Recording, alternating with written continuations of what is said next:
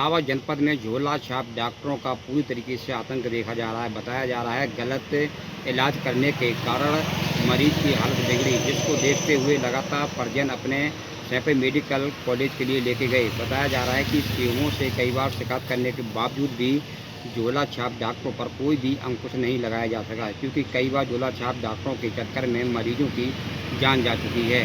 लेकिन अभी तक किसी प्रकार का कोई भी ऐसे लगातार झोला छाप डॉक्टरों पर कोई भी अंकुश नहीं लगाया जा रहा, जिससे जनपद में खासे लोग नाराज देखे जा रहे हैं, क्योंकि कई बार शिकायत करने के बावजूद भी सीएमओ के द्वारा कोई भी कार्रवाई नहीं की। देखे जा रहा है कि जगह जगह झोला छाप डॉक्टरों की क्लिनिक खोले हुए बैठे हुए हैं, जिसको लेकर लगातार कई बार गलत इंजेक्शन या गलत में बोतल चढ़ाने के चक्कर में कई बार लोग अपनी जान गंवा चुके हैं, जिसकी लगातार शिकायतें भी की गई हैं। लेकिन कुछ समय बाद ही एक जांच का हवाला देकर उन पर कोई भी कार्रवाई नहीं की जाती है, जिससे देखा जा रहा है कि दहशत का माहौल देखने को मिल रहा है।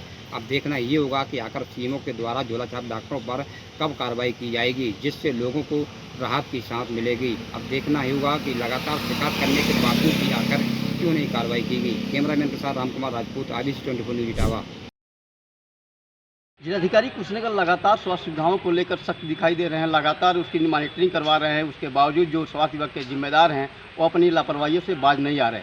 आज हमने CSC दुधही अंतर्गत PSC चाप दुबौली का पड़ताल किया तो देखा कि वहाँ पर डॉक्टर और फार्मासिस्ट अनुपस्थित मिले, जबकि 2 लोग उपस्थित थे। उनके द्वारा बताया गया कि जो फार्मासिस्ट हैं वो छुट्टी पर है, जबकि डॉक्टर कहीं अन्य जगह ड्यूटी कर रहे हैं। अब सवाल यह है कि जो दर्जनों यहाँ पर मरीज आए हुए थे उनका इलाज करेगा कौन, या तो उन्हें बैरक वापस लौटना पड़ेगा। अब देखने वाली बात होगी कि यह मामला सामने आने के बाद जिम्मेदार अधिकारी इस पर किस तरह की कार्रवाई करते हैं। IBC 24 के लिए राजेश चौहान, कुशीनगर। अलीगढ़ में पिछले 100 वर्षों से रामलीला महोत्सव का आयोजन किया जाता है। रामलीला कमेटी के द्वारा आज एक प्रेस वार्ता का आयोजन किया गया। उन्होंने बताया कि 16 सितंबर से रामलीला मंचन का आयोजन किया जाएगा। इस अलीगढ़ में सरयू पार लीला बड़े ही अनोखे तरीके से की जाती है। अचल सरोवर में श्री राम जी के द्वारा सरयू पार लीला का आयोजन किया जाता है। अलीगढ़ में जो रामलीला मंचन का आयोजन बाहरी कलाकारों के द्वारा किया जाता है, जिसमें झांकियाँ समय समय पर निकाली जाती हैं, मेले निकाले जाते हैं, राम बारात निकाली जाती है और लगातार दशहरे के दिन इस रावण दहन के पश्चात इस आयोजन का समापन किया जाता है। मैं IBC 24 से आकाश सोनी अपने सहयोगी प्रवीण गुप्ता के साथ। आज हरदोई जनपद के जिला मेडिकल कॉलेज में एक वीडियो सोशल मीडिया पर ट्रायल हो चल रहा है और ये वो किसी वायरल चल रहा है। और अगर हम बात करें हरदोई जनपद की, यहाँ पर बाढ़ को लेकर पब्लिक काफ़ी परेशान है। जो करीब 3-4 तहसीलों में बाढ़ का प्रकोप जारी है, वहीं महामारी भी फैल रही है और कुछ दवाएं भी कम है। और आज जो किसी वहाँ के मेडिकल कॉलेज के ही किसी मरीज ने वहाँ का वीडियो बना के वायरल कर दिया है, जिसमें साफ देखा जा रहा है कि गंदगी फैली हुई है। वहीं छोटे बच्चों का दवाखाना भी है, इससे बच्चे संक्रमित भी हो सकते हैं। जबकि ये उत्तर के डिप्टी CM का गृह जनपद है, उनके गृह जनपद के हॉस्पिटल में इतनी गंदगी है। अब देखना ये होगा कि इस गंदगी को लेकर गृह जनपद के जो डिप्टी CM ब्रजेश पाठक जी है, इन डॉक्टरों पर क्या कार्रवाई करते हैं। मैं हरदोई से IBC 24 के लिए आदर्श गुप्ता। उत्तर प्रदेश के उप मुख्यमंत्री केशव प्रसाद मौर्य आज बस्ती पहुंचे। आपको बता दें कि बस्ती पहुंचने के बाद में वो अधिकारियों से और भाजपा के कार्यकर्ताओं से उन्होंने बैठक की। फिलहाल आपको बता दें कि बैठक में उन्होंने जो अधिकारी उपस्थित नहीं थे उनके 1 दिन का वेतन काटने का भी आदेश दिया। फिलहाल उसके बाद में केशव प्रसाद मौर्य मीडिया से मुखातिब हुए, उनसे बात किया। फिलहाल आपको बता दें केशव प्रसाद मौर्य ने अखिलेश यादव पर एक जमकर निशाना साधा। उन्होंने ये कहा कि अखिलेश यादव 2047 तक वो सत्ता में आने का जो उनका सपना है वो भूल जाए। फिलहाल उनसे बात करते हैं, उनसे जब ये बात किया जाए कि जिस तरीके से भ्रष्टाचार को लेकर लगातार जिस तरीके से बातें हो रही है, उनसे बात किया गया तो उन्होंने साफ बताया कि राजीव गांधी जी भी कहते थे कि जब यहाँ से 1 रुपया भेजा जाता है तो वहाँ पे लोगों के पास 15 पैसा पहुँचता है। लेकिन भाजपा में ऐसा नहीं है। किसान के पास डायरेक्ट सम्मान निधि के द्वारा उनके पास पैसा पहुँच रहा है और गरीबों के पास में उनके पास किसानों का जो हक का पैसा उनको मिल रहा है। फिलहाल उनसे बात करने पर केशव प्रसाद मौर्य ने यह भी कहा कि अगर कोई भी गलत पाया जाता है, किसानों या जनता का पैसा अगर उनके वो लेते हैं तो जो उनसे वो पैसा एक एक रुपया वसूला जाएगा और जनता तक पहुंचाया जाएगा।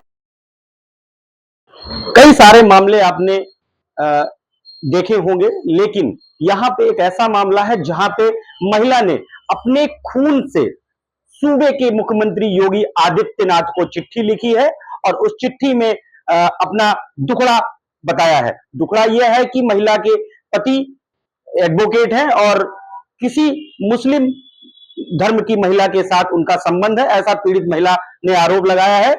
और पुलिस वालों के चौखट पर जाकर के पूरी कहानी बताई, लेकिन जिस तरीके से ये पूरा मामला सामने निकल गया, इस पे रायबरेली पुलिस ने भी अपना वर्जन दिया। रायबरेली पुलिस इस पूरे मामले की जांच करवा रही है।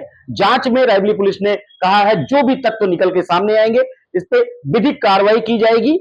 पीड़ित महिला प्रतापगढ़ की अंतु थाना क्षेत्र की रहने वाली है और पीड़ित के पति और जो मुस्लिम महिला के ऊपर आरोप लगाया जा रहा है वो दोनों एक साथ, पीड़ित के पति वकील हैं और वो उनके साथ काम करती है मुस्लिम महिला।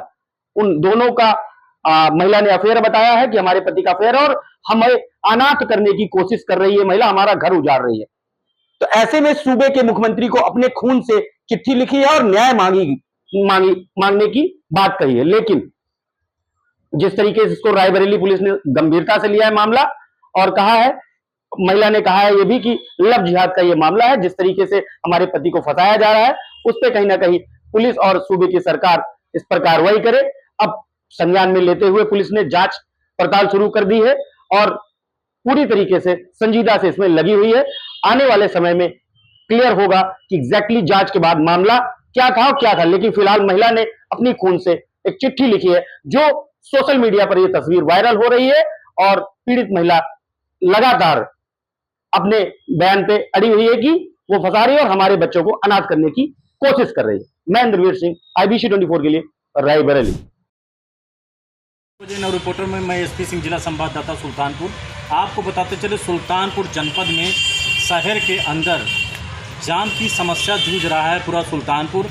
हर गली हर मोहल्ला में जाम की समस्या बनी हुई है।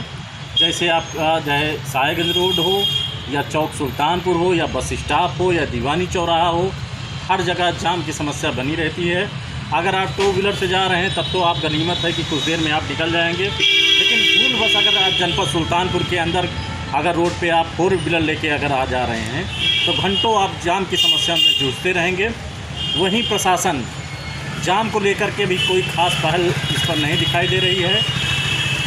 यातायात प्रभारी और ARTO इस पे इनको एक पहल करना चाहिए जिससे जाम की समस्या का वो होना चाहिए, जिससे अवैध रूप से ऑटो रिक्शा जो चलते रहते हैं, बैटरी वाले रिक्शे चलते रहते हैं, वो भी एक लाइन से 2-2, 3-3 लाइन बना के चलते रहते हैं, जिससे और वो सवारी जब बैठाते हैं तो बीच रोड पे ही रोक करके ही सवारियां बैठाते रहते हैं, जिससे सुल्तानपुर जनपद ऐसी समस्या से जूझ रहा है। कहीं अगर उसको इमरजेंसी काम से कहीं अगर आपको जाना हो तो घंटों जाम की स्थिति में फंसा रहेगा।